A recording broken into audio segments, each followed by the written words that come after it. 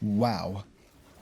Can you believe this came out in 2021? You might know of Vampire the Masquerade, but did you know that there's more to it than just vampires? You have Wraith the Oblivion, Mage the Awakening, Hunter the Reckoning, but today we're going to be talking about Werewolf the Apocalypse. While Vampire was all about integrating within society as an undead creature, trying to keep up the facade that you have a regular 9 to 5, all while living this active lifestyle while performing feudalism despite the fact it's like California in 2004, Werewolf the Apocalypse is about one thing in particular.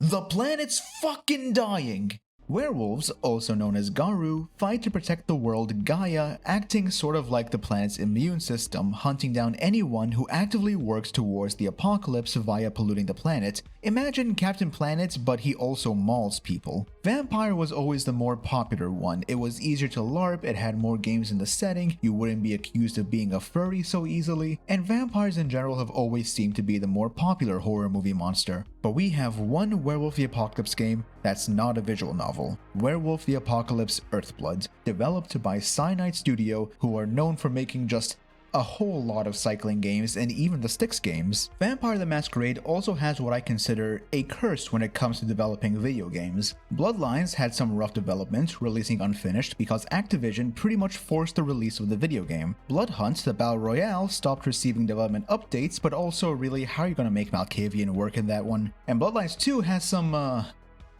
rough moments during development, so I got curious to see how Werewolf the Apocalypse Earthblood did, and I can safely tell you that, yes, this sure is a game, and it might be one of the most games of all time.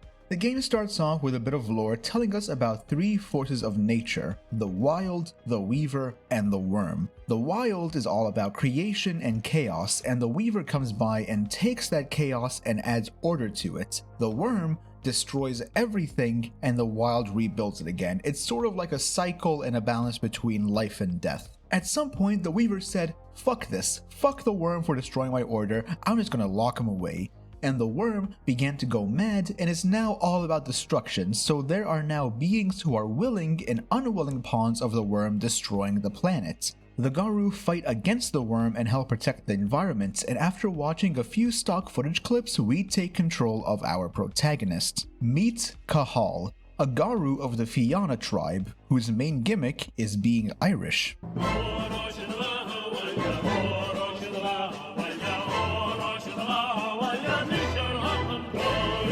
In this tribe, you have your pack leader, your hacker, your wife who isn't a werewolf, but she's a sister of the leader, so she can just come hang out and join in on the eco-terrorism, and your daughter, who may or may not be a werewolf. It turns out the werewolf gene, not so much of a dominant gene, I guess. You also have this clan's mascot, and is that a fucking direwolf? Karl and his pack are fighting this mega corporation called Endron, an energy and oil company, and in this introductory mission, Karl's wife infiltrates the factory only to not return, which prompts him to enter in after her. She gets killed by another werewolf, which makes Karl lose his cool and perform some dental work on this werewolf.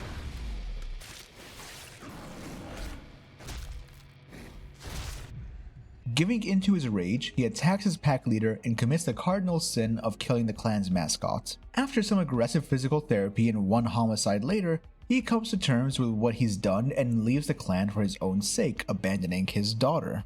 Karl is still fighting Endron and returns to his home after finding out that there'll be an attack, and the more I recap the story, the more bland it sounds. And that's because it is. The story is a bare-bones action plot that involves werewolves and the big enemy, which is an oil company, and this really just ends up being a dull experience. You attack Endron, they attack you attack back, they kidnap your daughter, and now you have to go get her back. None of which helps based on the fact that the characters are just so boring. And if you've gone outside and saw a block of wood and thought, wow, that looks kinda dull, then you've seen the characters in this game. You're never really drawn to like Karl or Rodko or anyone really, and not because they make them unlikable, but you just don't find many things about them to like. You don't spend a lot of time with them to really build any connection with them as a player, so they just sort of exist as set pieces.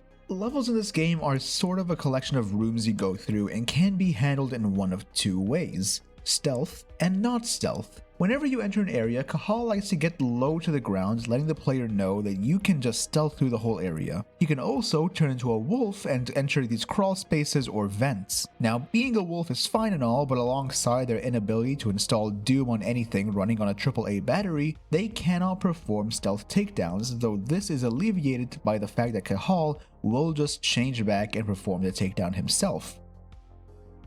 So we have to take out some guards who may as well just be minimum wage rent-a-cops, but according to Karl, they sold their souls to Endron. They don't get any mercy. Can you imagine just being a contractor here, having no real ties to the company, and while working one night, this biker dude just shows up out of nowhere, walks towards you, and I don't care. Just want it fixed and fast. You can find crossbow bolts lying about, and you also just have the world's quietest crossbow apparently, and can just take out enemies from a distance. While it can help to take out enemies, melee takedowns help build up rage, and the angrier we become, the more powerful the Krino becomes.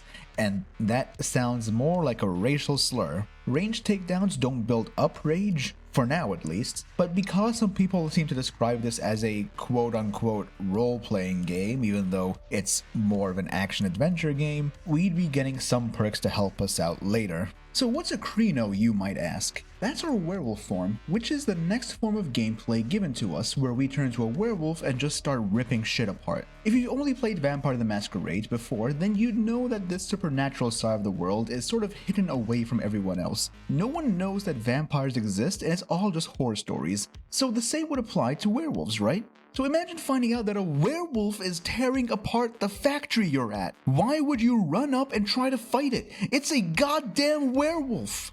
I mean, what are you gonna do to it? And, they have silvered bullets? Wait, do they know about this? What, like this happened before? Well, it turns out this is all just one normal occurrence because if you've paid attention in the earlier clips, they have a werewolf on payroll apparently. This is also our first instance of a boss fight, and this gives me the chance to explain sort of how combat works. In your Krino's form, you have two stances, agile and heavy. It makes sense. One is quick with lighter attacks, and one is slower with heavier attacks. Some mobs carry shields, so a lighter attack won't be as useful when a heavier attack would break through their defenses a lot easier. On top of that, these stances have their own different abilities. If there's a sniper in the distance and you want to close that gap, you can swap to the more agile stance and leap towards them. With each attack, you also build up Fury, which allows you to enter into a frenzy that has fast and strong attacks that last for a period of time. Combat would be a balancing act of swapping between agile and heavy stances to take out each appropriate enemy. Except when it's not. Remember those perks I mentioned before? There's only really a handful of them, and most of them are just sort of there. The tactical ones aren't really all that useful apart from maybe 3 or 4 of them. The ones that help you sneak better in your wolf form, the ones that allow crossbow bolts to take out cameras, those are particularly useful. But these combat perks, they're the ones you want. The main intention is to swap stances, but I found if you just get the roar from the agile stance, you can upgrade that to knock people down and deal more damage as you hack away at them to build up your rage and fury, and then you just rinse and repeat until you can go into a frenzy. The combat wasn't anything special. It got really tiring really quickly in about like 12 seconds. You felt really cool in the beginning, but then after a while you're just realizing you're just mashing the attack button over and over again. These perks just trivialize the whole thing down to a simple button mash, and on top of that, when you end up having to fight waves of enemies and you feel like it's going to end, you have another wave against you and you just have to rinse and repeat and then head to the next room where you do the whole thing all over again. So now you might consider ignoring combat and just sneaking your way through everything, and I don't blame you because goddammit, the combat is so tiring having to go through the animations over and over again. As you stealth by, you'd think that you might have to take everyone out, but that's not actually true. The game doesn't really care about that. You just need to get through this room and get to the next, so you can find the shortest stealth path there and take out as few enemies as possible. Or you can do the mistake that I made and try to take everyone out. And when one person ends up seeing you because you messed up, you just enter combat and really you think to yourself, Did you fail by revealing yourself to everyone instead of stealthing? No, there's not really any difference if you were to reveal yourself or not. No mission fails and no consequences end up coming back to bite you. I could start a fight and massacre the entire room, and people in the next room are just so oblivious to everything going on. I've had moments of wanting to stealth to avoid combat, and then I just said fuck it and transformed just so I can fight everyone to get it over with. What's the point of giving us the stealth option if fighting everyone gives us the same results? There's no mission failure if you get caught, and no one really seems to know what's going on. You don't even get any experience points for combat or stealth, just for completing the level or the objective, and there's not enough experience to grab the perks you would want on its own. So instead, you got to find these plants layered about the factories or in the hub world, and you just let Karl get a real good sniff of the plant spirits and have it enter his body, or something. Each one gives you some experience, and when the bar gets full, you get another point to spend. I don't know if Garu just go around sniffing plants to get stronger, but I guess Karl does. And also, because he's Irish American, he drinks whiskey to build up his rage, I guess. The bulk of the game is this, and you might be happy to hear that it's not that long of a game. It took me about like 9 to 10 hours to complete. You can get through the whole thing in about that time, and if you do side content, it will take just a tad bit longer. And don't be like me, who tried to reset every time to stealth through the property when we realized later that it doesn't really matter.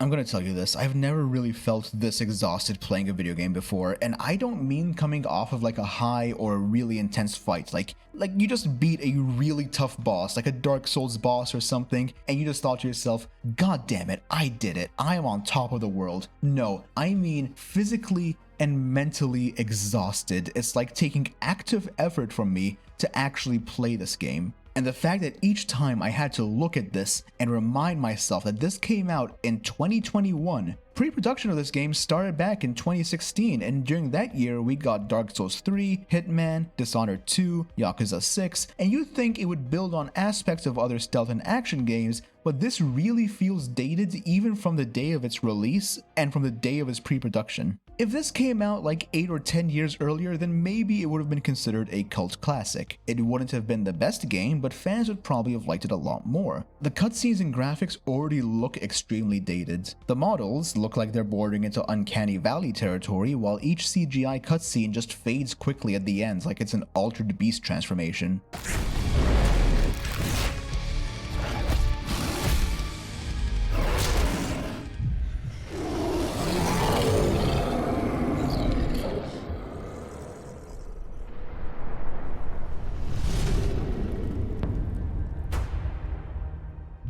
At some point, I just sort of blanked over a lot of this stuff and just ended up accepting it as my reality. Karl's daughter ends up dying. Don't cry about spoilers, not like you're going to play this game anyway. And now Karl has a choice. He can hunt down the CEO of Endron, who did this to her, or he could help his last remaining pack member survive and escape.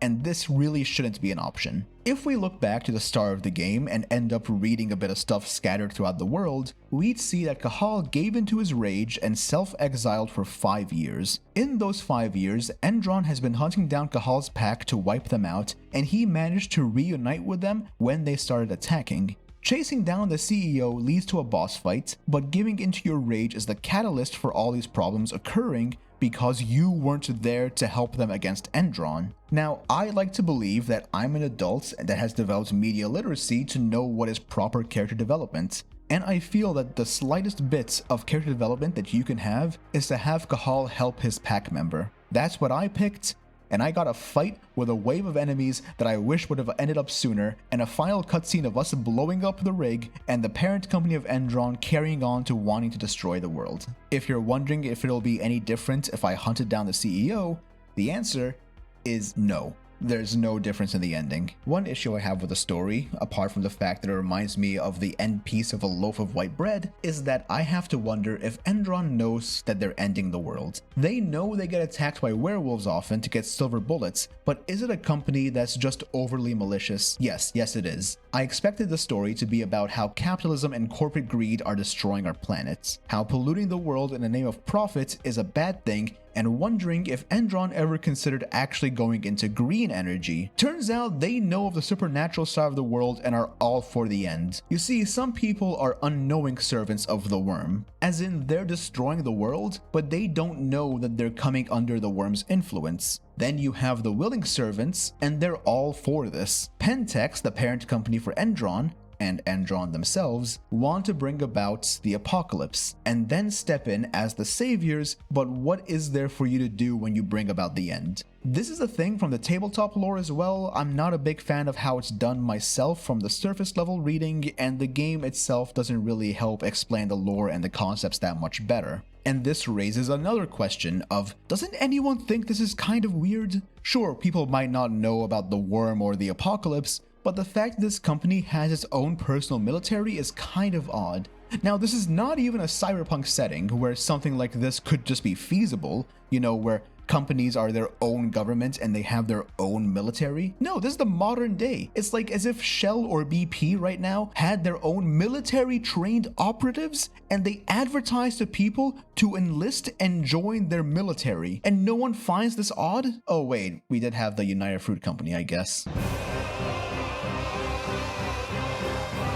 Honestly, I'm glad I'm done with this game. I don't want to play it again, and I just hope that if we get another Werewolf the Apocalypse game, we can get something better than this. Because Werewolf The Apocalypse Earthblood. is not that good of a game. Hey everyone, I want to say thank you for watching the video. I really appreciate you coming by to give this video a view. If you liked it, leave a like. If you didn't like it, leave a dislike. And feel free to check out some more videos on the channel. And if you're a fan of Werewolf the Apocalypse, then tell me what your fursona is. Again, thank you for watching the video. I'll catch you all in the next one. And remember that I appreciate you.